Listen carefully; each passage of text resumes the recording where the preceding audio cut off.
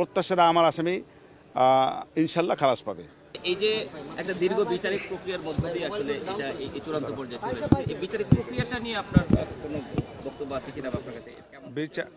এই বিচারিক প্রক্রিয়ার জন্য একটি আইন আছে, আন্তর্জাতিক অপরাধ ট্রাইব্যুনালের একটি আইন আছে, সেই আইনটা অনুযায়ী এই বিচারটা হয়েছে এবং এই বিচারে আইনের বাহিরে কোনো কিছু ব্যত্যয় হয় নাই।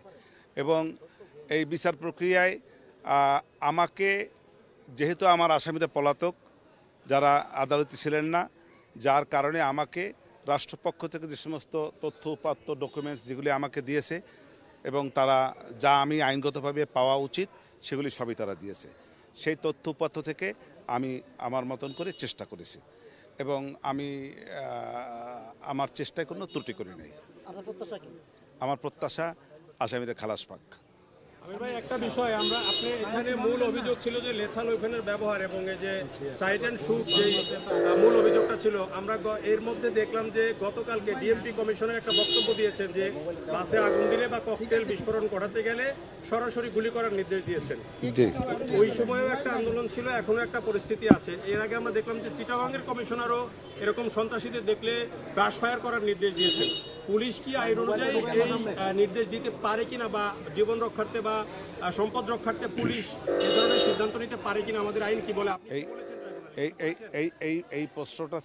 এই প্রশ্নটা হলো পুলিশের, ডিএমপি কমিশনার চিটাগাং এবং ডিএমপি কমিশনার ঢাকা, তাদেরকে এই প্রশ্ন করা উচিত।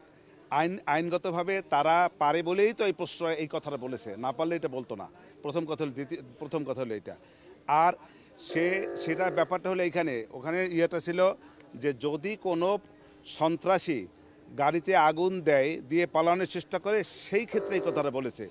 আমার মামলার সঙ্গে এইটার প্রেক্ষাপটটা এক না। তৎকালীন সময়ে কোনো এইভাবে যে গাড়িতে আগুন দেওয়ার প্রশ্ন ছিল না।